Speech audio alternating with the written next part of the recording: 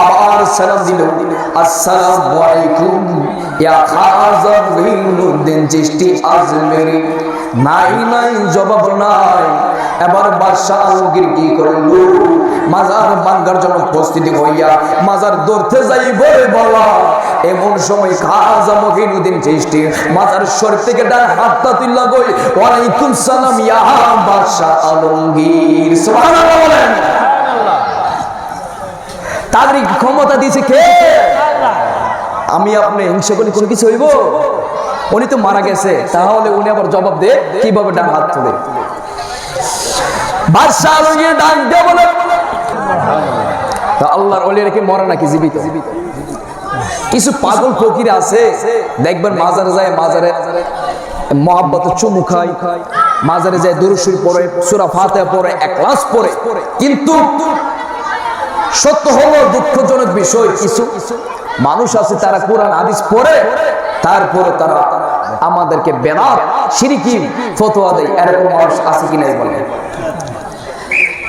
যিনি অলিকুলের সম্রাট খাজা মঈনুদ্দিন চিশতি, ওনার দরবারে কিছু পাগল পক্ষী যে মাজারে ফুল দেয়, আগরবাতি ধরাই, মোমবাতি ধরাই, মাজারে যায় দুরূদ পড়ে, কিয়াম শরীফ করে, সূরা ফাতিহা ইখলাস পড়ে। এবার কিছু শরীয়ত মোল্লারা বলতাছে তা যে এগুলো করে, এগুলো তো কোরআনে হাদিসে এগুলো নাই, এগুলো বেদাত। কি এগুলো? মাজার উঁচু করা যাবে না, এগুলো মানতে হবে। বাদশাহ আলমগীরের কাছে তারা যায় প্রশ্নবিদ্ধ করলেন। ওই বাদশাহ আলমগীর ছিলেন মুফাসসির। কি ছিল? মুফাসসির, অনেক বড় আলেম ছিলেন। ঠিক হইতো, মাজার তো এগুলো জায়েজ নাই, কোরআন হাদিসে নাই। ঠিক আছে, আমরা খাজা বাবার দরবারে যাইয়া আমরা ওনাকে 3টা সালাম দেব। 3টা সালামের ভিতরে যদি উনি জবাবের উত্তর মাজার থেকে না দিতে পারে, আমি বাদশাহ আলমগীর কথা দিলাম খাজা মঈনুদ্দিন চিশতির মাজার ভাঙবো। নাউজুবিল্লাহ বলেন। ও বন্ধুরে, গভীর মনোযোগ। বাদশাহ আলমগীর সমস্ত উলামায়ে কেরামদেরকে নিয়ে খাজা মঈনুদ্দিন চিশতির দরবারে গেল। যাওয়ার পরে দরবারে সালাম দিয়েছে, আসসালামু আলাইকুম ইয়া খাজা মঈনুদ্দিন চিশতি আজমেরি। সুবহানাল্লাহ। নাই নাই, কোন জবাব নাই। আবার সালাম দিল, আসসালামু আলাইকুম ইয়া খাজা মঈনুদ্দিন চিশতি আজমেরি। আবার কোনো জবাব নাই। আবার সালাম দিল, আসসালামু আলাইকুম ইয়া খাজা মঈনুদ্দিন চিশতি আজমেরি। নাই নাই, জবাব নাই। এবার বাদশাহ আলমগীর কি করলো, মাজার ভাঙার জন্য প্রস্তুতি হইয়া মাজার ধরতে যাই বলে বলা, এমন সময় খাজা মঈনুদ্দিন চিশতি মাজার শরীফ থেকে ডান হাতটা তুললা গই, ওয়ালাইকুম সালাম ইয়া বাদশাহ আলমগীর। সুবহানাল্লাহ বলেন। তাদের ক্ষমতা দিয়েছে কে? আমি আপনি হিংসা করি কোনো কিছু হইব? উনি তো মারা গেছে, তাহলে উনি আবার জবাব দে কিভাবে ডান হাত তুলে?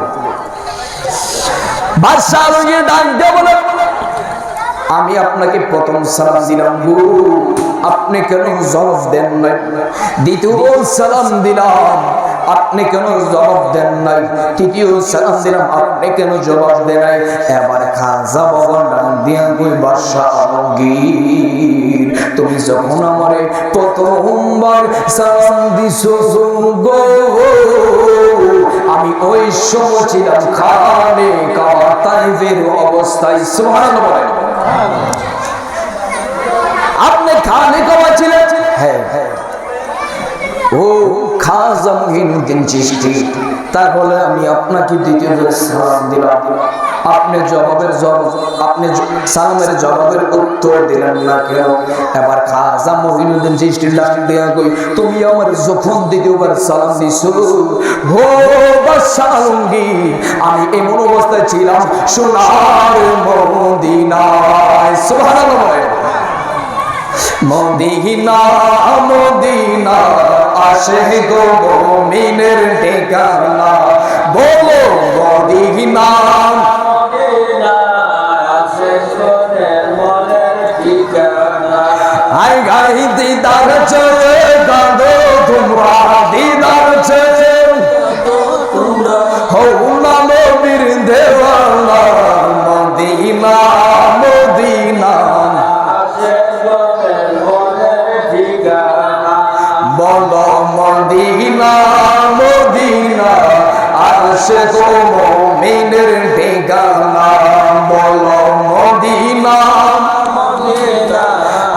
আশিক মুমিনের ঠিকানা জালালউদ্দিন সৈয়দ 75 বার দেখলো নবীজি জালালউদ্দিন সৈয়দ 75 বার দেখলো নবীজি এতবার দেখিও নবী এতবার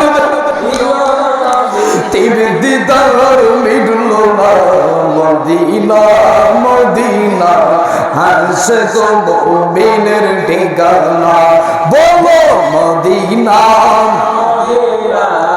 আশিক মনের ঠিকানা হায় গায় দিদার চে কাঁদো তোমরা দিদার চে কাঁদো তোমরা হও না নবীর দেওয়ানা মদিনা মদিনা আশিক মুমিনের ঠিকানা বলো মদিনা মদিনা আশিক মনের ঠিকানা একটা জবান বন্ধ রাখবেন না চিৎকার মের কন্যা আল্লাহ আকবার জবানটা খুলে বলেন না ইয়া ওলি আল্লাহ আর পাঁচ জোর পাশে বলেন না রাব্বাই কি ইয়া মাওলা হুসাইন আব্বাক মাওলা ইয়া হুসাইন এখন জবানটা খুলে বলেন আল্লাহর ওলি যখন আসছেন উনি কি জিন্দা নাকি মরা জিন্দা হ্যাঁ জিন্দা জিন্দা যদি মরা হয়তো আসতে পারতো না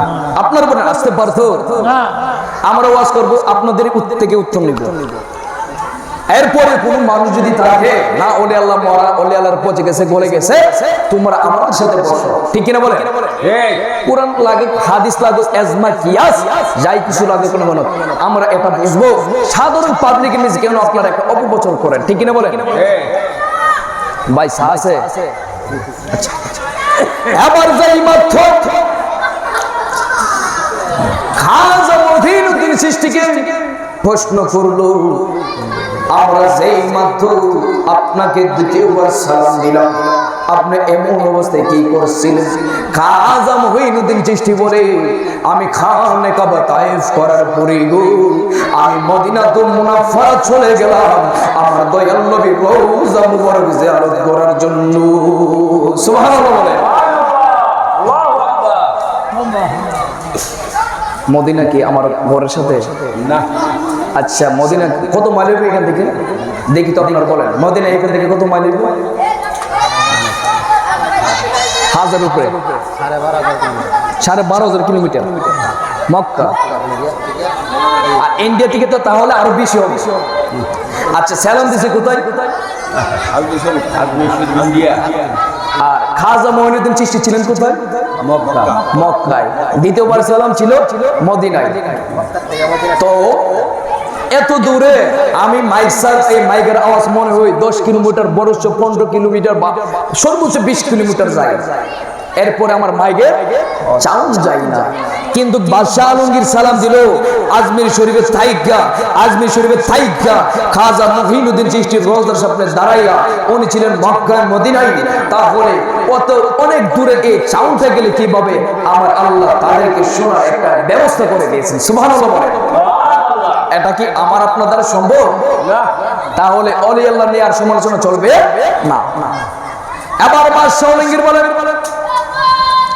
আমি আপনাকে তৃতীয়বার সালাম দিলাম আপনি কেন জবাব দেন না খাজা মঈনুদ্দিন চিশতি বলে তোমার প্রথম সালাম আমি শুনেছি আমি খানে কাবা তাকার কারণে আজ জবাব দিতে পারি নাই তোমার দ্বিতীয় সালাম আমি শুনেছি মদিনাতুল মুনাফফারা তাকার কারণে আমি শুনতে পারি নাই ও বাদশাহ আলমগীর